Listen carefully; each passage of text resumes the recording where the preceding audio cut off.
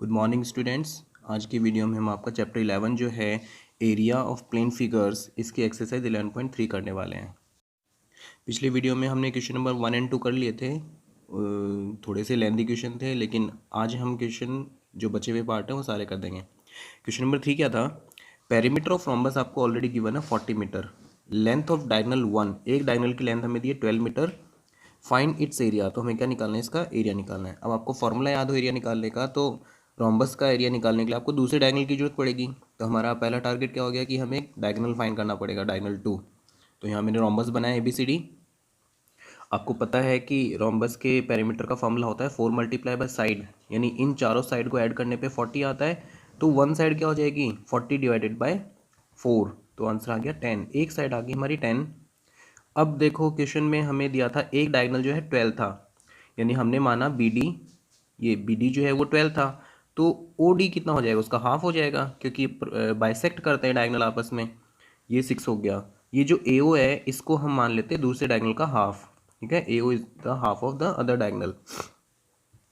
अब यहाँ पे एक ट्रायंगल भी फॉर्म हो रहा है AOD ट्रायंगल में हमें बेस दिया है, हमें हाइपोटेन्यूज दिया है, परपेंडिकुलर नहीं पता, तो हम परपेंडिकुलर फाइंड करके फिर आगे का प्रोसेस करते हैं। तो सबसे पहले हम देखो कैसे करते हैं question. Perimeter of rhombus is equal to 40 metre. 4 multiply by side formula होता है पेरीमीटर का 40, और वन साइड निकालने के लिए क्या करेंगे? 40 को 10 से डिवाइड कर देंगे, 40 को 4 से डिवाइड कर देंगे, साइड क्या आ जाएगी? 10 मीटर। एक साइड आ गई हमारी 10 मीटर। फिर हमारा ट्राइंगल था इन ट्राइंगल AOD, जो AOD ट्राइंगल ऊपर हमने देखा था अभी, AOD, इस ट्राइंगल में जो जो इन्फॉर्मेशन हमें गिवन है मैं यहाँ लिख देता हूँ। AD is equal to 10 metre है, OD is equal to 6 metre है, and AO is equal to P metre. हमने इसको लेट कर लिया, let AO be P metre. ये उसका हाइपोटेनियस है, ये बेस है, और ये परपेंडिकुलर है। तो हम कौन सा फॉर्मूला यूज़ करेंगे यहाँ? कौन सी थ्योरम यूज़ करेंगे? जब परपेंडिकुलर, बेस और हाइपोटेनियस हमें एक राइट एंगल ट्राइंगल में दिए होते तो हम यूज़ करते हैं पाइथागोरस थ्योरम। ठीक है, पाइथागोरस थ्योरम का फॉर्मूला या पाइथागोरस थ्योरम क्या होती है? Hypotenuse square is equal to perpendicular square plus base square. जो जो इन्फॉर्मेशन है हमारे पास उसको फिल करते जाओ। हाइपोटेन्यूज 10 था, परपेंडिकुलर हमें नहीं पता, बेस हमारा 6 था, तो सारी इन्फॉर्मेशन रखी मैंने। 10 स्क्वायर यानी 100, 6 स्क्वायर यानी 36, और P स्क्वायर का P स्क्वायर रह जाएगा। अब नेक्स्ट स्टेप जो है बस वो ये है कि आपको जो वेरिएबल वाली वैल्यू होती है जो फाइंड करनी है उसको लेफ्ट हैंड साइड लेके आ जाओ, ऐसी कैसी, यानी 36 प्लस P स्क्वायर। ये देखो मैंने ऐसे कैसे लिख दिया, P square plus 36 is equal to 100। यानी ये स्टेप और ये स्टेप दोनों सेम है, बस इसमें LHS is equal to RHS किया हुआ है। LHS को RHS के इंटरचेंज किया, ये इधर ले आए और ये इधर ले आए बस। P square is equal to 100 minus 36, P square is equal to 64, और P की वैल्यू क्या आ जाएगी? Under root 64। अब आपको इतना तो याद रहना चाहिए कि 64 किसका अंडर रूट होता है? 8 का। 8 का स्क्वायर होता है 64, 64 का अंडर रूट होता है 8। तो P की वैल्यू होगी हमारे पास 8 मीटर। P की वैल्यू होने से क्या पता चलेगा? यानी ये जो हाफ था, ये जो रेड वाली लाइन है AO, ये है हमारे पास कितना? 8। तो डायगोनल पूरा होने के लिए क्या हो जाएगा? ये भी 8 हो जाएगा, तो AC हमारा दूसरा डायगोनल हो जाएगा। AO is equal to 8 metre, so AC is equal to 8 plus 8 16 metre. इसका डायगोनल 2 हो गया। ठीक है, और यहाँ रीज़न क्या दिया है, क्यों हमने इसको हाफ ऑफ कर दिया? क्योंकि डायगोनल्स बाइसेक्ट ईच अदर, जो डायगोनल्स होते हैं वो एक दूसरे को बाइसेक्ट करते हैं। फिर है एरिया ऑफ रोम्बस का फॉर्मूला लगा के हम आगे सॉल्व करते हैं। Half multiply by D1 multiply by D2, half multiply by 12 multiply by 8, 2 से 16 8 times cancel, 12 multiply by 96 metre square. ये आपका पहला क्वेश्चन था जो कि ईजी था। वैसे क्वेश्चन नंबर 3 है ये। अब जो क्वेश्चन आ रहा है क्वेश्चन नंबर 4, ये क्वेश्चन थोड़ा सा डिफरेंट है, इसको पहले तो समझना है। कभी कभी जब क्वेश्चन बनाया जाता है तो उसमें ज़रूरी नहीं कि जो डिजिट ली गई हैं उन डिजिट से एग्जैक्ट आंसर आ जाए। ठीक है, एग्जैक्ट आंसर आने के लिए हमें कैलकुलेशन एकदम कैलकुलेटर से करने पड़ेंगे, हाथ से करने में टाइम लगता है, इसलिए हम कभी कभी उन कैलकुलेशन को मान लेते हैं कि इसके लगभग है। जैसे 99.99 किसके लगभग होता है? ये 100 के लगभग होता है, तो हम 99.99 ना लिख के क्या लिखेंगे? 100 लिखेंगे। ठीक है, कभी कभी ऐसा करना पड़ता है क्योंकि क्वेश्चन में जो डिजिट होती हैं वो एग्जैक्ट नहीं होती हैं। तो इस क्वेश्चन में कुछ ऐसा ही है, इसलिए आपको पहले बताया मैंने। यहाँ एक ट्रेपेजियम दिया है ABCD, उस ट्रेपेजियम में AB 30 और DC 42 मीटर दिया है, और जो बची हुई दोनों नॉन पैरेलल साइड है वो दोनों सेम है, 18 मीटर 18 मीटर। ये सेम थी, इसलिए मैंने क्या किया इस क्वेश्चन में, इसके हमें एरिया फाइंड करने के लिए तो इसका डिस्टेंस चाहिएगा, यानी 30 और 42 के बीच में कितना डिस्टेंस है ये फाइंड करना पड़ेगा। ये फाइंड इस क्वेश्चन में होना थोड़ा हार्ड है, हो जाएगा लेकिन इतना भी आपके लिए अभी स्टार्टिंग में थोड़ा हार्ड है। तो इसलिए मैंने क्या किया, इसके 3 पार्ट बना दिए, यहाँ एक ट्रायंगल, यहाँ एक रेक्टेंगल और यहाँ भी एक ट्रायंगल। ये जो ए है यहाँ से मैं नीचे एक परपेंडिकुलर बनाता हूँ, बी से नीचे परपेंडिकुलर बनाता हूँ। इससे क्या फ़ायदा हो गया, ए बी जो है 30 मीटर, यहाँ ई एफ भी 30 मीटर हो जाएगा, ई एफ 30 मीटर हो गया।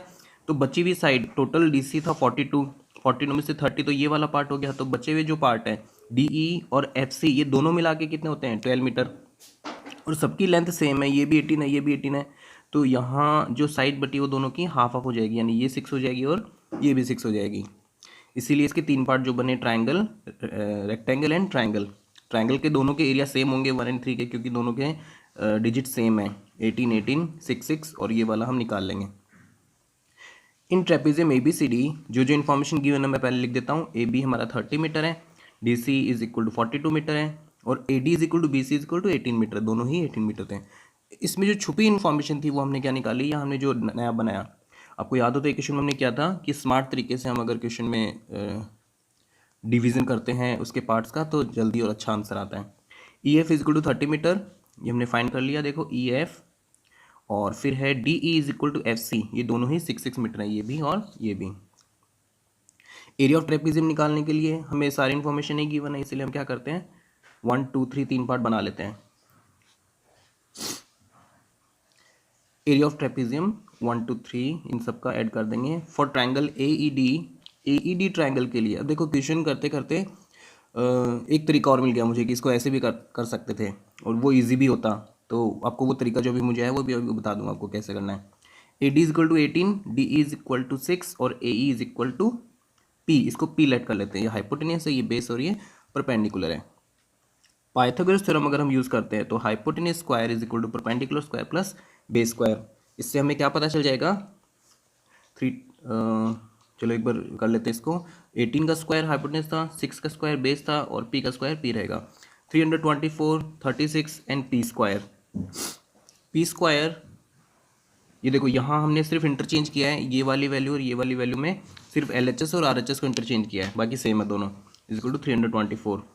P square is equal to क्या हो जाएगा 324, 36 इधर प्लस का है, उधर आके माइनस का हो जाएगा, सब्ट्रैक्ट करवाएंगे। P square is equal to 288, और 289 जो है वो 17 का स्क्वायर होता है, तो बस एक डिजिट का फर्क था, इसीलिए इसको मैंने 16.9 लिख दिया। 16.9 के आगे हो सकता है 8, 16.9 या 16.7 होता हो, लेकिन हमने एक ही डिजिट रखे, इसीलिए मैं और करके लिख देता हूँ। ये 17 के अप्रॉक्स है, क्योंकि बस एक डिजिट का फर्क था, इसलिए मैंने अप्रॉक्स ले लिया कि ये 17 के लगभग है। तो इस क्वेश्चन में हम इसको 17 मान रहे हैं। एग्जैक्ट आंसर नहीं है, एग्जैक्ट तो यहाँ था, एग्जैक्ट लेते तो एग्जैक्ट आंसर भी आता, तो हमने इसको 17 मान लिया। अब हम क्या करेंगे, एरिया ऑफ ट्रायंगल AED निकाल लेंगे। लेकिन जो सेकंड मेथड जो मुझे अभी मिला वो ये है कि अगर हमें यहाँ इसका डिस्टेंस ही पता चल जाता, AE पता चल गया अगर हमें, जो कि कितना है 17 आ गया जो हमारा, तो हम यहीं से ही फॉर्मूला लगा देना ट्रेपेजियम के एरिया का। क्या फॉर्मूला होता है, half multiply by A plus B multiply by H। देखें इससे क्या आंसर आता है,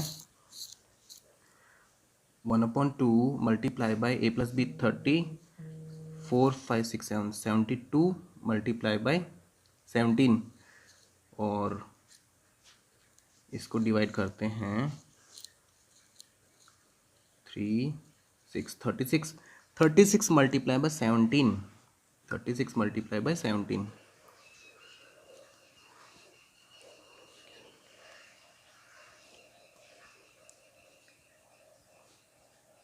612 के लगभग आंसर आया इसका, ठीक है। और यही 612 आंसर हमारा लास्ट में आएगा, ये रहा, क्योंकि ये भी अप्रॉक्स है, क्योंकि हमने वहाँ 17 का अप्रॉक्स लिया था ना, ये जो हमने 17 लिया है अप्रॉक्स लिया है, तो इसका आंसर जो आएगा उसको भी हम अप्रॉक्स ही लेंगे कि लगभग आंसर इतना आएगा। बुक में आपका आंसर इसका ये पॉइंट वाली डिजिट लेके किया हुआ है, आप अभी सीख रहे हो, इसीलिए आपको ये पहला क्वेश्चन ऐसा है जिसमें आपको अप्रॉक्स लेके करना है, ठीक है। तो क्वेश्चन तो यहीं सॉल्व हो गया था, ठीक है। जैसे ही हमें पता चला कि इसका डिस्टेंस कितना है, हमने यही क्वेश्चन को सॉल्व कर लिया 612। लेकिन फिर भी जो हमने अभी स्टार्ट कर दिया पार्ट 1 पार्ट 2 पार्ट 3, तो आप ऐसे भी कर सकते हो। तो एरिया ऑफ ट्रायंगल AD क्या हो जाएगा, half multiply by base multiply by height, तो इसका बेस तो 6, हाइट इसकी 17, 2 और 6 कट जाएगा 3 टाइम्स, तो 3 मल्टीप्लाई बाय 17, 17 3 जा 51। पहले पार्ट का एरिया क्या हो जाएगा 51 metre square. Area of part 2 क्या हो जाएगा, जो कि एक रेक्टेंगल था, रेक्टेंगल में L इंटू बी। अब देखो रेक्टेंगल कैसे है, ये इसकी लेंथ है और ये इसकी ब्रेड्थ है, ठीक है। तो L है 30, ब्रेड्थ इसकी अभी निकालिए 17, L इंटू बी।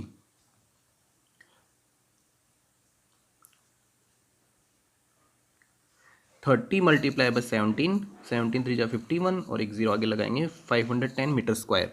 अब एरिया ऑफ जो 3 है वो 1 के इक्वल है, तो दोनों का एरिया क्या हो जाएगा 51 मीटर स्क्वायर। टोटल एरिया निकालने के लिए पार्ट 1 2 3 तीनों को ऐड कर देंगे, 51 plus 510 plus 51 is equal to 612 metre square. ये क्वेश्चन का फर्स्ट मेथड जो है वो था।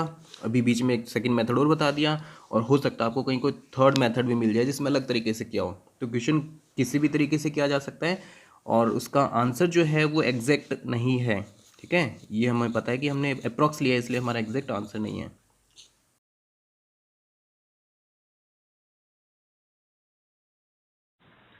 ये क्यों किया हमने अप्रॉक्स वाला, ताकि आपको जल्दी क्वेश्चन करना आ जाए, वरना पॉइंट वाले चक्कर में बहुत बड़ा क्वेश्चन हो जाता है, इसीलिए बस। बाकी तो आप, और ये फर्स्ट टाइम ऐसा क्वेश्चन आया इसलिए आपको अप्रॉक्स की एक चीज़ सिखाई है मैंने, ये 10th क्लास में बहुत यूज़ होता है।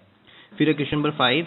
इस क्वेश्चन में ये तो बहुत सिंपल क्वेश्चन है, एक ट्रेपेजियम दिया है जिसमें एक साइड जो पैडल साइड उसमें से एक 26 है और दूसरी 44 है, और उसका एरिया आपको दे रखा है 350 सेंटीमीटर स्क्वायर। तो आपको उसका डिस्टेंस फाइंड करना है, यानी एच फाइंड करना है। तो एरिया ऑफ ट्रेपेजियम का फॉर्मूला लगाएंगे, half multiply by A plus B multiply by H. A plus B क्या है, इसकी parallel side 1 and parallel side 2, 1/2 plus 26 plus 44 into H, क्योंकि इसको हमने एच मान लिया। लेट 350 इसका एरिया था, area is equal to half multiply by 70, 26 plus 44 होता है 70 मल्टीप्लाई बाय एच, 70 और 2 कट जाएंगे 35 times, H multiply by 35 is equal to 350, यानी फिर से हमने इंटरचेंज कर दिया, H multiply by 35, H is equal to क्या हो जाएगा, 35 इधर मल्टीप्लाई में उधर आके डिवाइड में आ जाएगा, 350 के और 35 के डिवीजन का आंसर आता है 10, तो एच की वैल्यू आ गई 10 सेंटीमीटर। आपको इस क्वेश्चन में सिर्फ यही फाइंड करना था डिस्टेंस कितना है। तो आपके आज के सारे क्वेश्चन हो गए एक्सरसाइज 11.3 कंप्लीट।